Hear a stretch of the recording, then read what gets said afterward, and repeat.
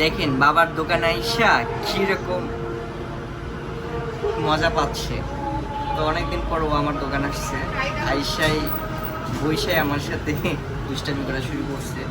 Purse পাতি একটাও রাখতেছে না, স্ক্রু ড্রাইভার সব হাতে নিয়ে খেলাই দিতেছে। আর দেখেন এই দুষ্টামি করতেছে।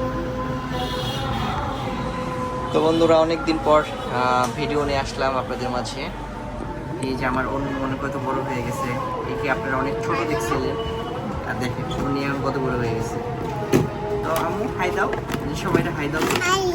হাই, তো সবাই কেমন আছো? আমি এখন বড় হয়ে গেছি, দেখছেন কত বড় হয়ে গেছে।